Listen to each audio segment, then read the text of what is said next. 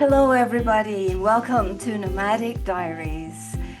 My name is Doreen Cumberford. I'm the host, and I'm here today with Megan Norton Newbanks from we're both in the Belonging Project for the month of November. And I would like you to welcome and meet Jamina. Now, Dr. Jemina Watstein is a very esteemed visual art educator. So let me just tell you a wee bit about her, okay? Jamina has been a national and an international art educator for the past 20 years. So I think that means she has been teaching art at all different levels, and she's taught art in the United States, Germany, and in the Far East and Thailand. So she has a master's degree in fine art photography and a PhD in international educational leadership.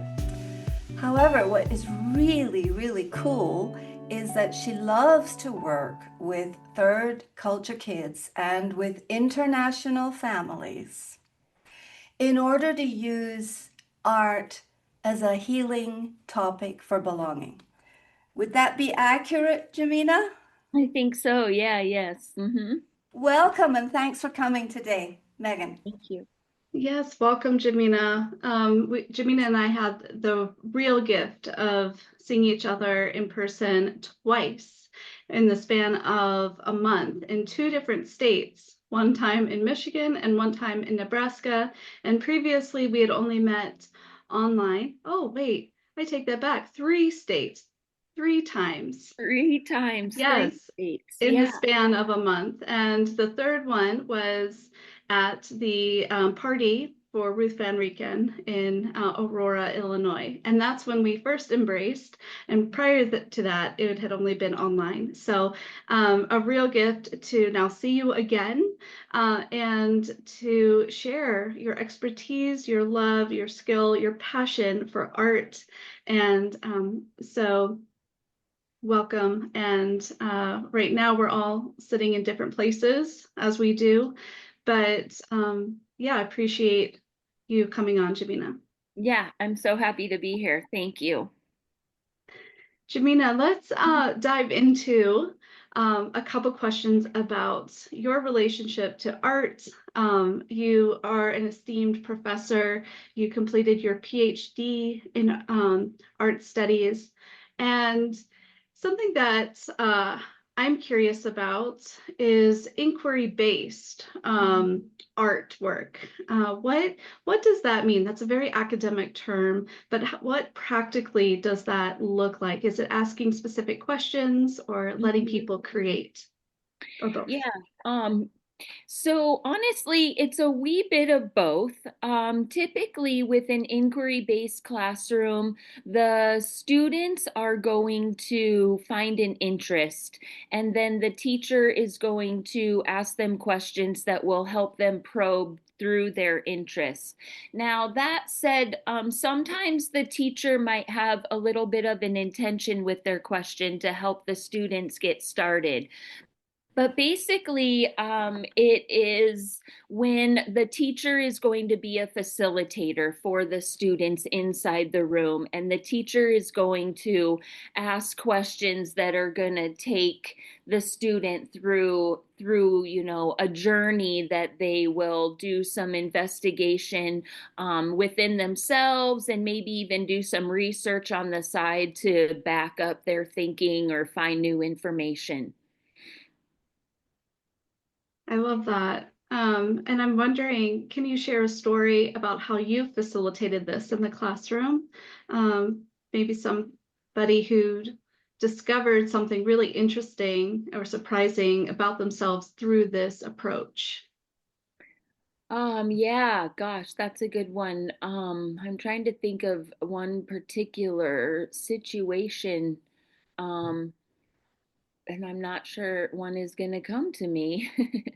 But what I will say as an example that I found in my research work, right? So in that situation, all of the students that I was interviewing the participants. They weren't all students at the time anymore, but they shared the process that they went through as far as creating the artworks for their final exhibition in high school. And a lot of them would tell me that the teacher would ask them questions about, like, where are you from? And that would start an inquiry for them to think about what it is, where they come from, and what it is that they want to share about that. And so, what was really super exciting and interesting for me to learn through my study was that when third culture kids are asked, questions about who they are, or really when they were given an opportunity to create a body of work, most of them did an investigation about where they came from, and they explored ways that they wanted to share that with their audience. And I just found that to be incredibly powerful. And it really is a great example of the power of inquiry, because just by giving them an opportunity and saying, hey, I'd like you to make a body of work, 11 out of 12 of my participants made artwork about where they came from. Amazing. Mm-hmm. That says a lot, doesn't it? Yeah, it does. Yes, for sure. And so I'm really curious. This is just a very simplistic question, but when a third culture kid picks up a pen or a paintbrush or a pencil, is there something specific that you can almost guess they're going to draw? Yeah, I don't think so necessarily as a third Okay. culture kid, but really what one can look at is the developmental stage that one is at when they draw. So there are universal developmental stages that we really see around the globe that happens wherever one is coming from. And we have, like, for example, in our wee ones, we have what's called the scribble stage, and they take the pen and they're all over the place. And then the stages of development grow from there, and we start to see scribbles turn into like little people with really round bodies and really long arms. And so it is really interesting to recognize that these characteristics are universal. And what's super fun for a visual art educator is that one can look at little people's drawings and often be able to tell if they're ready to read or not, and if they're ready to start practicing writing, dependent on where they are moving through these developmental stages. Well, that's fascinating. Mm-hmm. So Mm-hmm. fascinating. Yeah. So I'm curious then, like that's new and revolutionary to me to understand how that's universal. Mm-hmm. So that's a sense of belonging to humanity that we all, Yeah. that's Yeah. amazing. So Mm-hmm. when do the influences start? When art starts to become differentiated?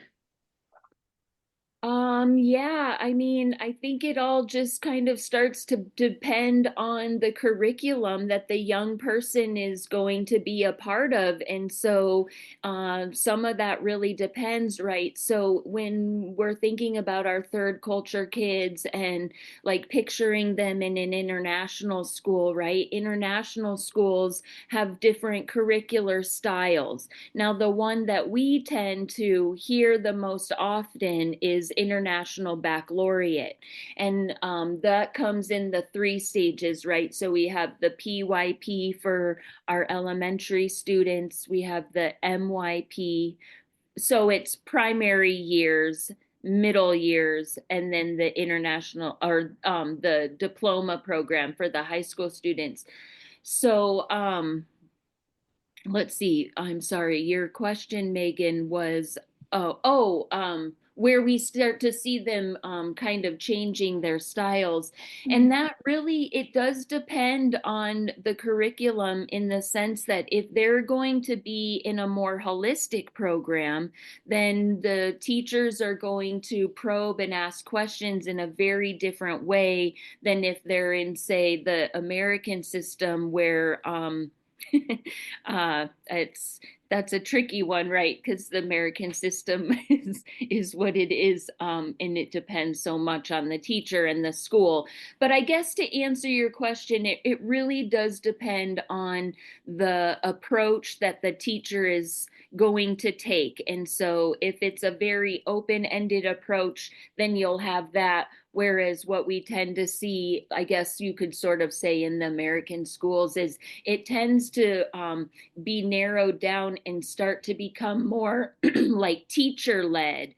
Because, and I have seen this across the world, but one thing that happens with art is schools like to use the children's art to decorate the building. And we absolutely love that. However, sometimes adults will take the expectation of what child's art should look like, and they decide to guide the children through the creation of that.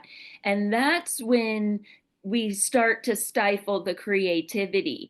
And that's what, like, that's my mission, is to help people understand the importance of really leaving it open and being absolutely okay with whatever the product ends up looking like. And so, yeah, when I will say, when I walk into a school and it looks beautiful and I look at the art and they all kind of look the same, I'm like, oh no, we're in trouble here. They look Yeah. lovely, but they don't have the individual characteristics that I look for in visual art, as far as it being like a free form of expression.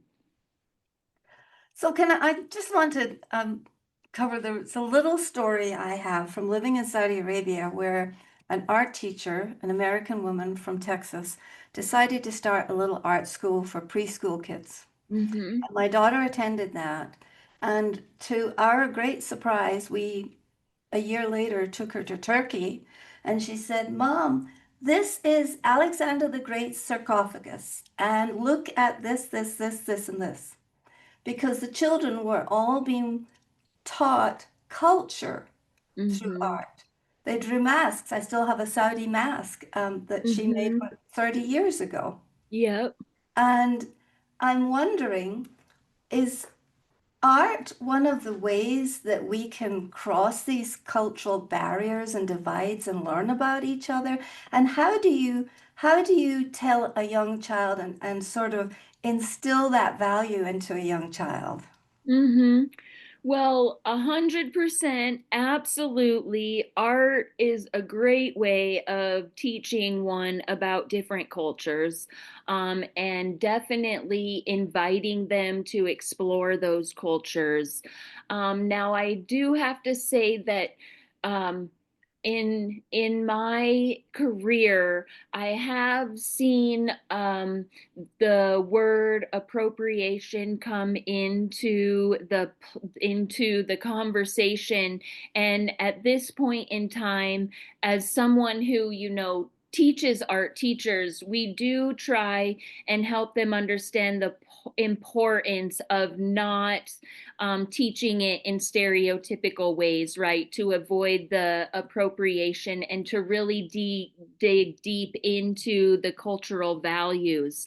But when we do that, it really does create new learnings as far as empathy goes, especially when the art teacher, presents the facts about the artwork. But the important part of it is really emphasizing the culture of the artist who made it, and who the artist was, and why the artist wanted to make it, and why they're using these kind of techniques, and then inviting the students in to try it in that similar way. A really good one, like an easy style of artwork that I see a lot in classrooms is Aboriginal art.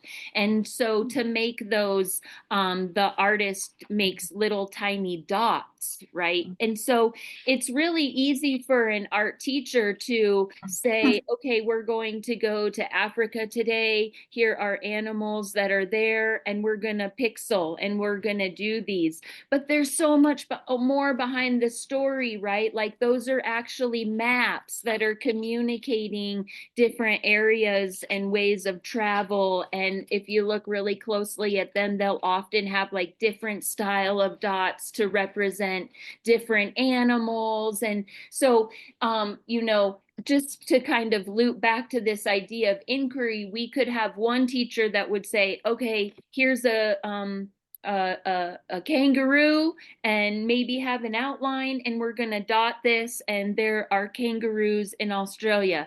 Whereas another teacher might invite and say, I just did Australia and Africa mixed together. Sorry, brain's waking up. But an inquiry teacher would say, hey, we're going to go to Australia today. And they would teach them all kinds of facts. And then they would invite those students to make their own maps. And so the inquiry is really like the invitation to personalize the experience and to make the art their own. And that's where the power of art education comes from, for sure. That's a big belonging container. What do you think, Megan? Absolutely. Two vastly different approaches. And yeah, I'm thinking about my own art teachers. I went to international schools, and I did the AP program in high school, and I did AP art. And it was just a wonderful experience to, at first, the art teacher gently probed questions about what would this year project look like for you. Yeah. And I also remember having conversations with my parents about it, of saying, what would I like to do for a capstone AP art project? And I settled on, it was something very related to my TCK experience in having gone to 6 international schools. And I ended up doing mixed media of, but the favorite media that I really enjoyed was clay. And I made a series of shoes, and that was representative of the steps around the world. And Oh, how Oh, how neat. cool. and now, yes, and those clay molds and yeah, all the different types of shoes are still in my parents' house because I've traveled around so much as an adult. They're preserved. Now some have broken over their travels, but we glued them back together, which is symbolic in a way, I think, in its Yes. own way. But I'm curious on, what do parents have in terms of influence in the role that they have in the family culture, and how their children express through artwork. Yeah. I think the best advice that I would give for parents is to really just, again, continue to probe with the questions. And you of course you'll think about it as far as they're developed, like where they are. You're going to ask a different question if they're 4 than if they're 12.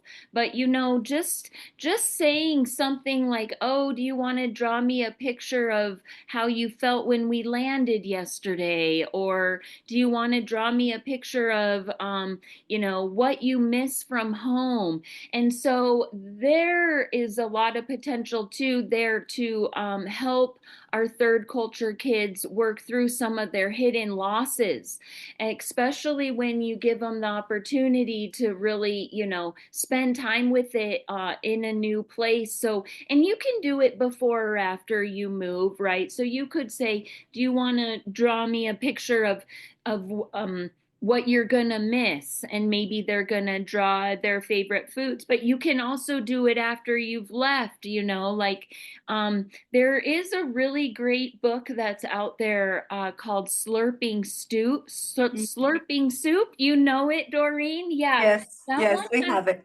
Yeah, that one has some amazing prompts in it. And so again, it's just kind of these promptings and askings and going back to like being in the art room and asking the questions. Teachers who are early art educators, it's really important to just like keep the questions self-centered. What do you like to do? Where do you want to be? What's your favorite thing to do?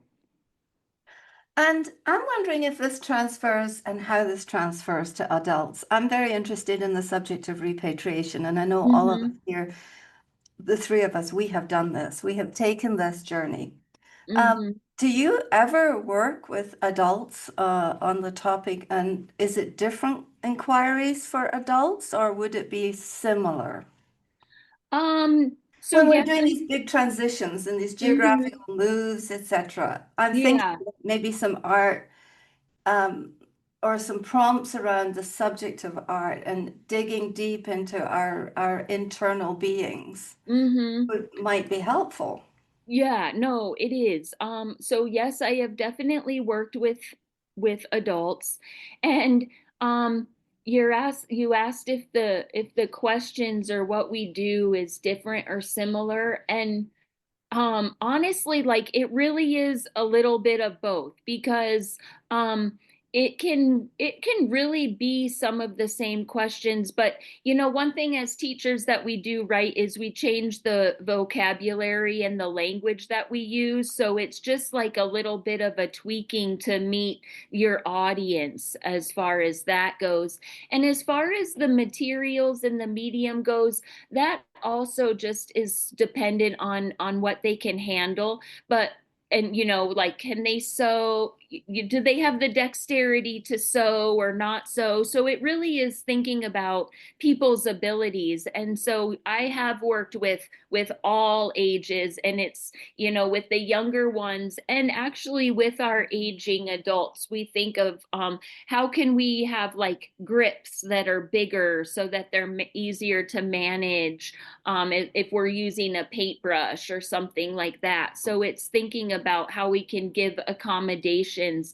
But ultimately, for me, it really is. For me, when I'm going to present an activity, my goals are to create a safe space and to give people time to just explore, and in the end to just be encouraging with the ideas that they want to share and acknowledging that there really is not a right or wrong and however it's going to be, because Doreen, it really is so much of like going through that experience and being open to feeling those emotions and acknowledging like, oh, she asked me where am I from? What do I want that to look like? You know what I mean?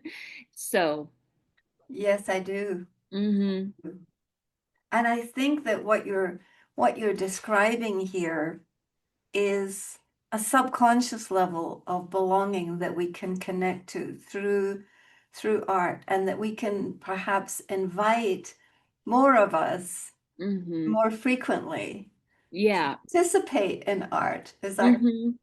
Would that be a good thing to do? Yeah, and you know, thinking about belonging and art on all the levels, I really think ultimately the belonging comes within the community that one is making art within. And so in my research study, I didn't expect it, and it jumped out kind of later. The belonging really happened within the classroom among the students who were making art together for 2 years. So, you know, in the IB program, the art visual art program, it's a 2 year thing. So typically in the first year, it's all experimental and they start to think about what do I want to do? They might develop some of the artworks, and then at the end of the 2 years, they have their exhibition. Now, on the other hand, I will say that when I work with adults, I was also super surprised with the way that they started to talk about their feelings of belonging. And they shared with me, wow, all of a sudden I'm in this room with all of of these women that I've sort of seen around me, but never really got to know. But now I have this connection with them that we like art, we like to make art. Now we're having this experience together so we can talk about the art that we're currently making. And it's that belonging. And so, for adults who are living around the world, like and interested in exploring art in different ways, you could consider like jumping in what they call a book rotation, where each person starts with a little journal and you put something in, you can give it a theme, and then you pass it around. And that's a really nice way of creating a feeling of belonging and community. And it's so easy, right? I mean, just to so easy in the sense to create that feeling through a rather simplistic activity. And then in the end, like, these people really deeply because you're looking at these artworks that are, communicating all of these things about them. That is such an interesting idea. I never thought about that, to do that in community where you are Mhm. sharing a piece of yourself and it gets rotated around. Yeah. That's wonderful. And Yeah. it also makes me think about, in my own travels, it makes me remember sometimes I'm like, I've seen that pattern somewhere. Where have I seen it before? That mosaic, those colors, the combination, the architecture even. And I wonder if that would draw upon a thread of seeing how art is expressed and used in different Yeah. communities and cultures. Mm-hmm. Yeah. That's fascinating. It makes me think about my local place. I'm living in San Miguel de Allende, and expats came here in the 1930s to establish the Bellas Artes, and they came as artists, and they came here because of the light, and they came here because of Mm-hmm. the land. Yep. They came here, and they developed a deep sense of connection. And Mm-hmm. that's why this part of Mexico has just exploded. And there's still, I have probably have within 2 minutes of walking of my house, I probably have like maybe 10 artists' lofts and ironworks and all sorts of things. So this idea of self-expression Mm-hmm. is really important in bridging cultures because we're really communicating who are we to each other. Is that correct? Right.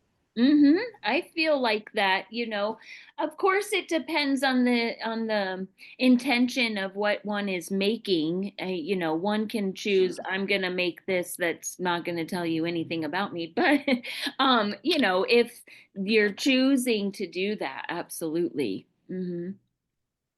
Well, this has been fascinating. I would love to know what art supplies should families be packing around for this type of identity exploration? I mean, what is practical to travel with?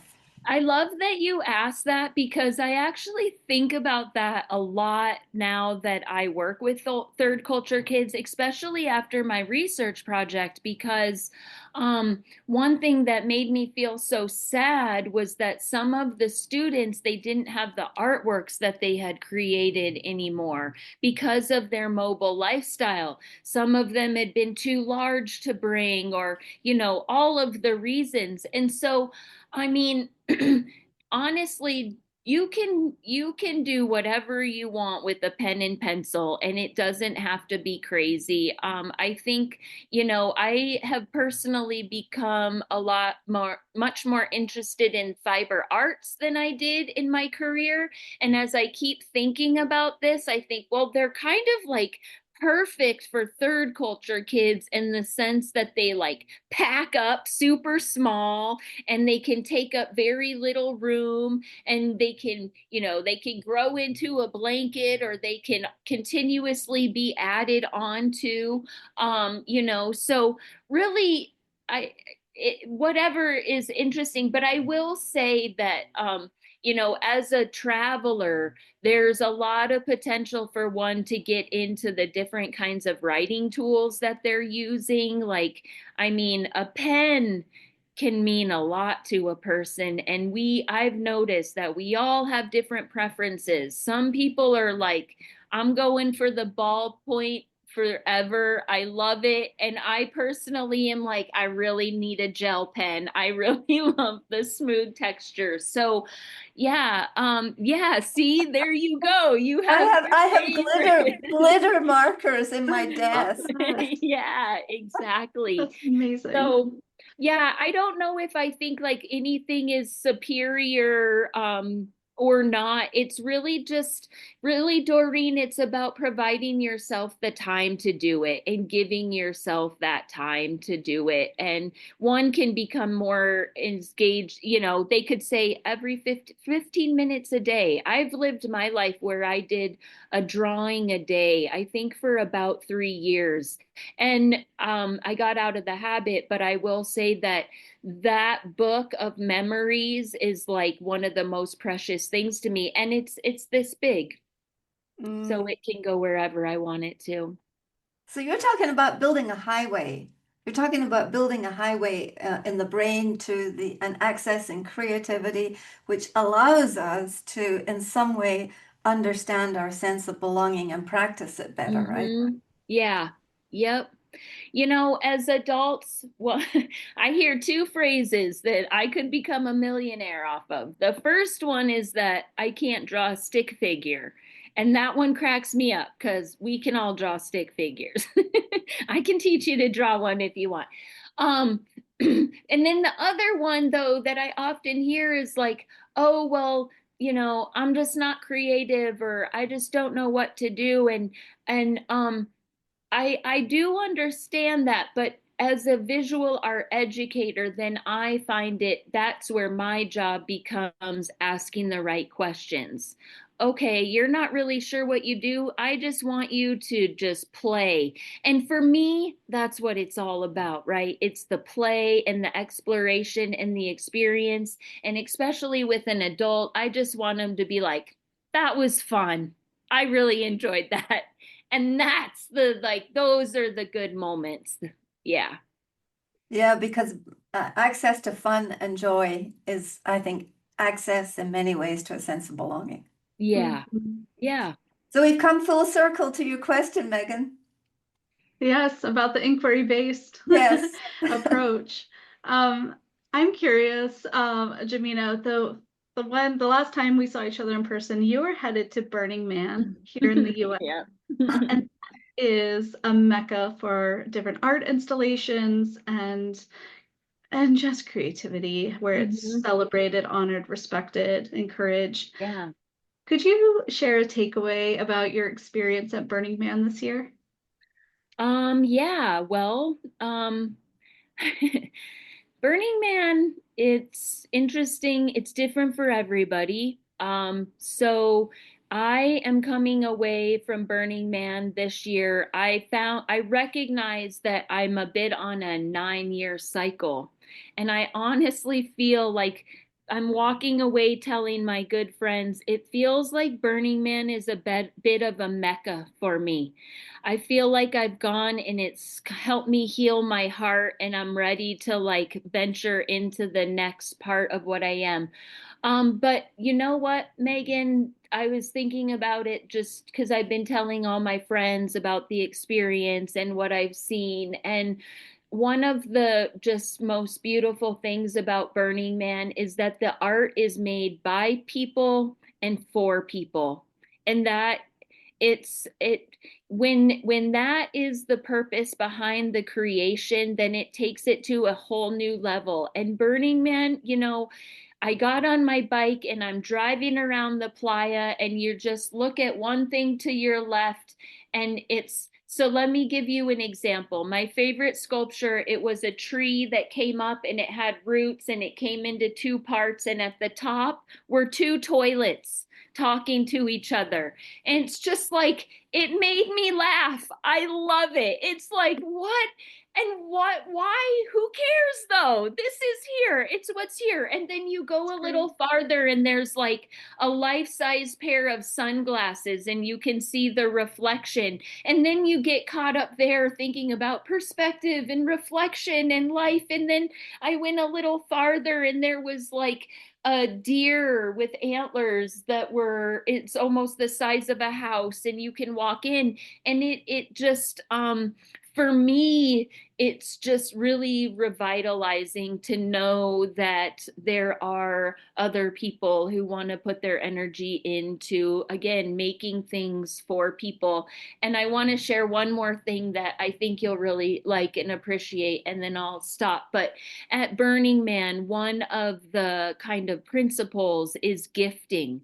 And so people come with gifts.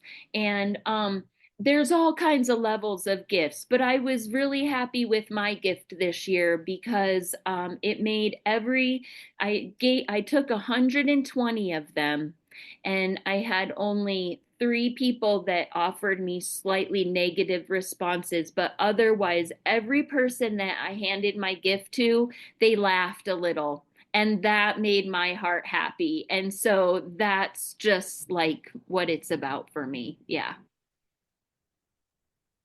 Well, I would say this conversation has been a gift to the Belonging Project, and it's been a greater gift to we intend it to be a greater gift to the international communities in order that we can all open our hearts and learn to understand, tolerate, love, and express who we are and who we belong to.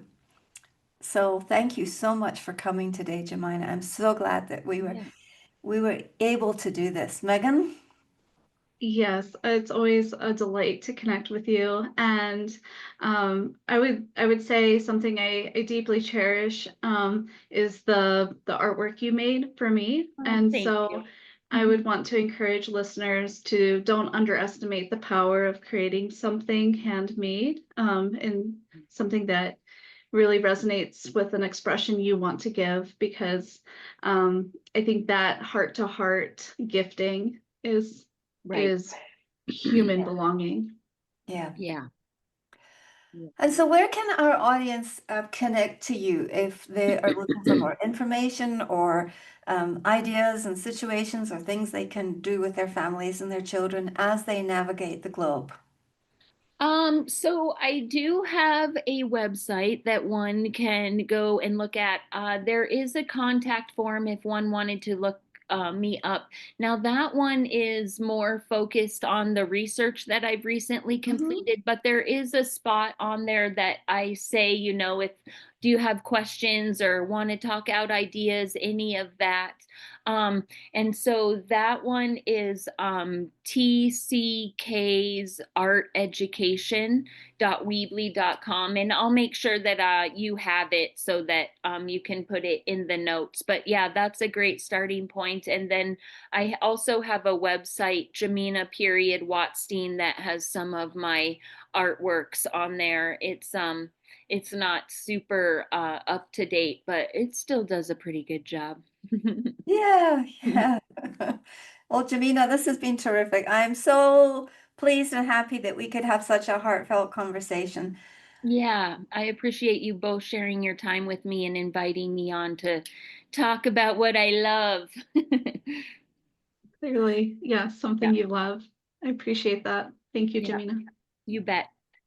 Jamina, one of the countries you call a heart home is Thailand. So I'd like to end this episode. Swadika, thank you for your time. It's sayonara, ma salama, and hasta luego from Mexico.